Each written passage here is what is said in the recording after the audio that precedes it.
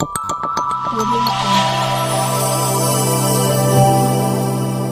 Jungle. Èmi gẹ́gẹ́ ni wọ́n fún ní mufti mo wá ṣàánú ẹ̀ òkè ẹ̀yin náà fún àti gbọ́ ẹ̀yin lẹ wá fún àbí oúnjẹ rìn èèyàn ó ṣe kinní kan ó wá ṣe kinní kan ẹ sì mọ̀ pé oúnjẹ rìn èèyàn ẹ sì nominate ẹ̀ fún pò mufti aláwọ̀ àní ẹ gbìyànjú ṣe rẹ́yìn alumni ààyè yẹn ẹ̀yin ọmọ tẹ́lẹ̀ ń dìfẹ́ǹdì ní tó yẹ kẹ́ ẹ ṣí òun kọ́ lẹ̀ ń ṣe èyí kẹ́ máa bọ́ sórí íńtánẹ́ẹ̀tì yẹn kẹ́ máa ṣe bí pé fẹ́ dìfẹ́ǹdì bàbá yẹn kó lè rí yín pé ẹ fẹ́ràn àwọn yẹn kò work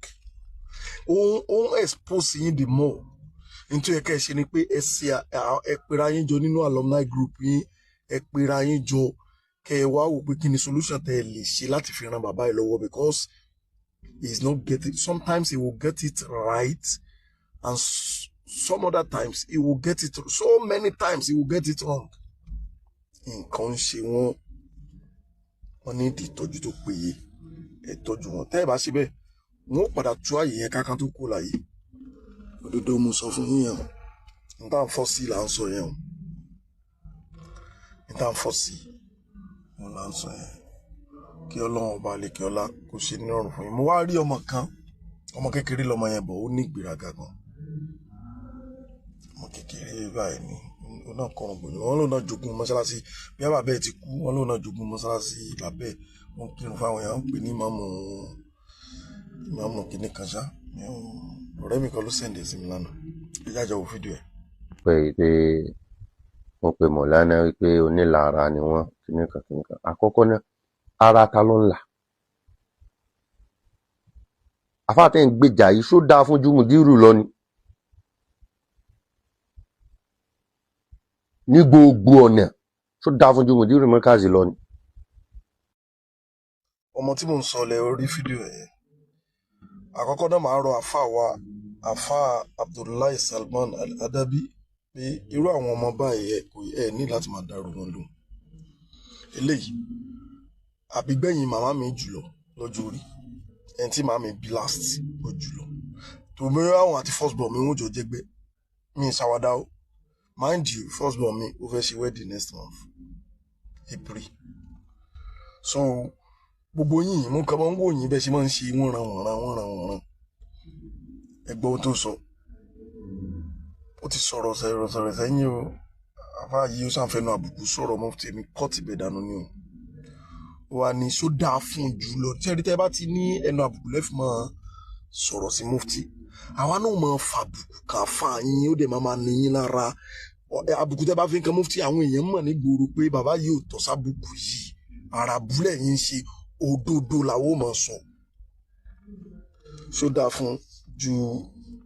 bàbá yín tẹ̀ ń gbìjà lọ àbí ẹni tó bá béèrè ọ̀rọ̀ ló fẹ́ di ẹ gbọ́ ó fẹ́ gbọ́ tán ni ó dáa jù lọ ní gbogbo ọ̀nà tó fi máa ń dáa jù yẹn lọ láyé ló fi dáa fún ju bàbá tó ń gbìjà lọ. àkọ́kọ́ òun èyí ṣàgbójúlógún sórí ìran ọmọ méjì ló máa ń wà a máa ń ráwọn kan Bọ́láńlé a máa ń ráwọn kan Kọ́láwọlé inú àwọn Kọ́láwọlé mọ́ Bọ́lá jẹ́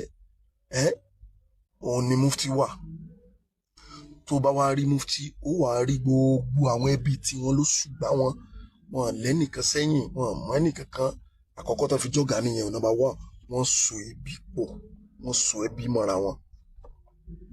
ẹ̀ẹ̀kejì wọ́n ṣe wàhálà lọ́jọ́ rírí jẹ lọ́jọ́ àìrí jẹ lọ́jọ́ kan jí lóru kọ́mọ́ wọ́n ṣe wàhálà débi tán dé yẹn ni wọ́n rí on a platter of gold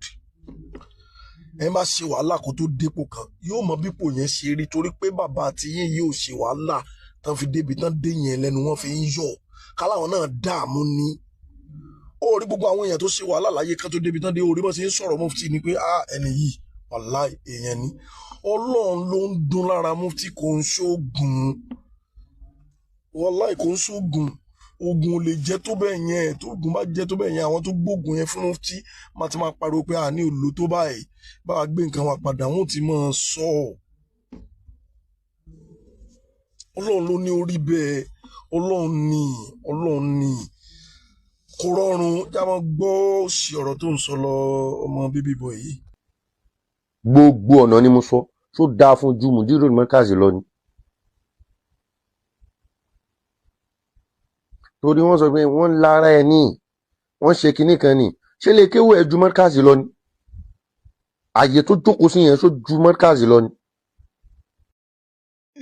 ṣé náà bá sẹ́ẹ̀ sọ fún ọ o ò rí pé o gọ̀ bẹ́ẹ̀ yẹn ṣé lè kéwọ́ ẹ̀ ju Markazi lọ ni mufti náà ló máa wí yẹn ọ̀rọ̀ tẹnu bàbá ẹ̀ ò gbà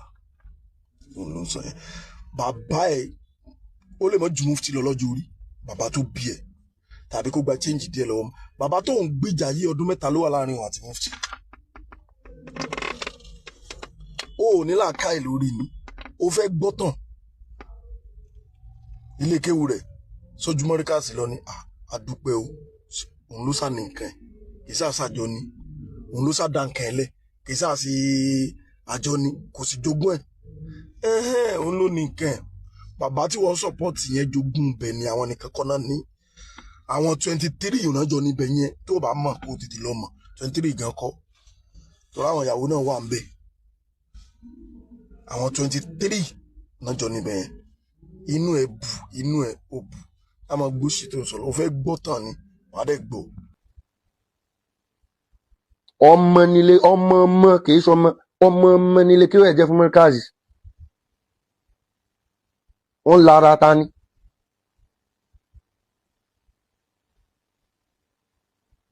mo fẹ́ kó wùn mí lè. wọ́n lára ẹ̀ lára ẹ̀ pé kí ni. sórí gbogbo wàláì kò sí ní ìfira yín pé anyway gbogbo yín náà ara ẹni tẹ́ ti kọ́ náà lẹ́yìn sọ́pọ̀tì ẹ ní ìgbéraga mi fẹ́ kó mi lè mi fẹ́ tó ń bá lè kí wọ́n ní ìṣẹ̀lẹ̀ lẹ́yìn kò jìyà wàláì lẹ́yìn kò jìyà ó jẹ bàbá ńlá yà kò sí nǹkan kan tó bá dẹ̀ lọ́rọ̀ náà ló mọ̀ sọ àwa lọ́mọ Ìbàdàn ní wàhálà ìpolójú ó gbọ́ torí ẹ ẹranko ní ẹranko já máa gbọ́ ẹ lọ. tó ṣáájú Mudiru bọ́búlù lẹ́ni àfá ẹ̀ ni Mudiru ń ṣe fọ̀ọ̀rọ̀ ipọ́mọ Sheikh Adam àfá ẹ̀ ni Mudiru Markazi ń ṣe. àwọn tán sínú ẹ̀ tí wọ́n sínú ẹ̀ ní kíláàsì bí àwọn bàbá wa dáadáa bàbá wọn lè 5 bàbá wa Waziru Markazi wọ́n gba ipá fún àwọn ni Mudiru ta lóhun tán lára ẹ̀. ẹja wa kúrò náà yíya wípé kéwú àbí nǹkan kan tó ṣáájú Mudiru lọ ṣe hajj ni lẹ́ni tó ń sọ yìí wọ́n lára ẹ̀ ká bọ́ sọ́rọ̀ ìgbésí ayé tó ṣáájú wọn ṣe hajj ni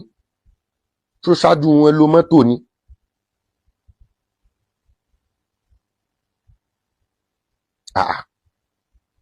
tó ṣáájú wọn bẹ̀rẹ̀ sí ní dáyé ṣe ni ó ṣáájú wọn bẹ̀rẹ̀ sí ní darí nǹkan ni. òyìnbó ní by their fruits you shall know them nípa èso wọn òun láfi mọ̀ wọn nígbà tó tiẹ̀ ti lè bọ́ ọ̀tà kó mọ́ sọ pé àwọn bàbá yín dáadáa àwọn bàbá onílé rẹpẹtẹ tó ti lè ká mọ́ àwọn bàbá onílé rẹpẹtẹ yẹn wọn pé irú kan náà bàárù kan náà gbé ní irú ìró òun ní bòrùn ní bàbá onílé rẹpẹtẹ lè yẹn dáadáa lọ́dọ̀ tiẹ̀ ẹni bí tí máa ń pamọ́ rí léwọ̀ kò sí alágbàkọ ẹ̀dá tó tó bàbá yẹn nínú Markazi yẹn òun ní nàbà gbọ́n aládàáwò bàbá onílé rẹpẹtẹ yẹn orí gé mò ń sọ àfi tó wá tó bọ́ ta tó túbá lórí nǹkan tó ṣe fún Malami Gbàndómà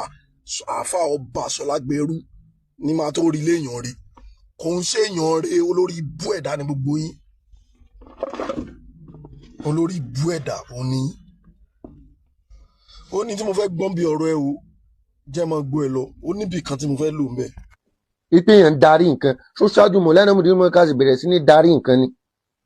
men hùwà.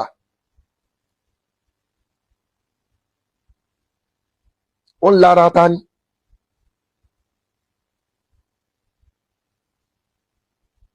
ìwọ̀nba àtúmọ̀ tó nínú ayé Markazi láti tanná ẹ̀. onímọ̀ ni wà mufti nìyẹn ta ni mufti ìwọ̀nba àtúmọ̀ tó nínú ayé Markazi láti tanná ẹ̀ ó káre Mr. Nepa tí ń tanná tí ń paná inú ẹ̀ bù tá máa ń ta ló yẹ kó jọ́ta Mọ́ríkàsì jù pẹ̀lú gbólóhùn tó sọ yìí ìwọ ni number 1 máa rẹ̀ gbé ẹ débẹ̀. Èmi ti gbọ́ sítórì ẹ̀ pé bàbá tó bí ẹ gan Mọ́ríkàsì ló lò, bàbá tó bí wọ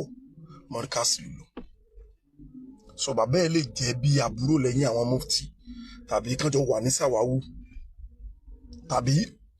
tọ́lọ́mbà fẹ́ ó lè ju mufti lọ. Tí wọ́n tẹ̀ fi lè jẹ́ ìmáàmù lẹ́yìn bàbá ẹ nínú mọ́sálásí bàbá ẹ ò lè ju mufti lọ. Ó sọ fún mi bàbá ẹ ò lè ju mufti lọ láyé sàwáwù wọn jọ jẹ́. Ó wá ní Mọ́ríkàsì lẹ́ ti tán náà ṣó wá yẹ kó lóyà sí wọn ní Mọ́ríkàsì. Kí ló dé tí Mọ́ríkàsì ò tán náà bàbá tiẹ̀ tó bí ẹ tán wọ ẹ̀ràn táyé ẹ fi rí bó ṣe rí? Àbí ọmọ mufti wo lórí tó ń ṣèrànù káàkiri bí wọ́n ṣe ń ṣe? Aládàáwò ni Mọ́ríkàsì fi bàbá rẹ̀ lẹ̀ wọn ò tán náà tí bàbá wọn pa Mọ́ríkàsì paná bàbá tiẹ̀ wọ́n fi bàbá tiẹ̀ sókun tó yẹ kó bọ́ sí ìmọ́lẹ̀ nínú àlùjánnà níbi tí mufti wà kó bọ́ sínú ìmọ́lẹ̀ kó lè rí náà rí gbèsè ayé ẹ bó ṣe tó gbèsè ayé ẹ wá wà ní òkun bẹ́ẹ̀ o tún bínú ẹni tọ́lọ́run fi sínú ìmọ́lẹ̀ táwọn fluorescent light tán lẹ̀ ó rí pé ẹran kò ní ẹ orí kò gọ̀ ó gọ̀ ó fẹnu họra. Mo kàn ní já ẹ ní o torí ẹ̀yin bébí báyìí mi ò ń bọ́mọ kéékèèké báyìí sọ̀rọ̀ àwọn bàbá yín àwọn oníṣẹ́ títí wa àwọn náà ló máa gbọ́rọ̀ ẹ parẹ́ máa yé la ẹ ní kó ẹyọ kan. Yàyà yín Kánò ṣebó náà wá síbi òkú bàbá ìmáàmù Ìlọrin ṣebó rí mufti ṣebó sálámà sí wọn sàlámù aleykum rahmatulah mufti dín aleykum salam wọn sì bá tiwọn lọ. Àbírọ̀ ní kí n fẹ́ fídíò ẹ̀ ẹranko ni ẹ. Bàbá yín ń lé rẹpẹtẹ òun á dà láyé lénìí òun dà náà nísìn ó ti parẹ́ máa yé la ìbò orí járápánù ó kàn ń la gidi àsàlátù ló ń gbé yàyà ẹnu rẹ̀ ò tọrọ mọ́ gbogbo yín ẹ̀ ń parẹ́ tẹ́ ẹ̀ bá ti bú yàn kẹ́ ẹ̀ sọ̀rọ̀ yẹn ifun bàbá yín tẹ́ ẹ̀ ń gbìjà gan tí ó bá ti sọ̀rọ̀ mufti kò lè lólé ayé ẹ̀ òdodo mo sọ fún ẹ̀yẹn ta ló fẹ́ gbọ́ ẹranko ni yín ẹ wá sọ̀rọ̀ ó yárúkọ olórúkọ wá gbé àlùmísìkínú bí láì gbogbo yín gbọ́ngbà yẹn sọ̀rọ̀ ṣebí inú yín ń dùn ní ẹ̀ ń hèlì ẹ̀ wàá máa gbọ́ o àwọn ọmọ àlùmísìkínú bí la àwọn ọmọ bàbá ọmọ bíbí inú bàbá yẹn wọn wá sọ́dọ̀ mufti wọn wá gbọ́ tẹ̀fsír yẹn fídíò wọn.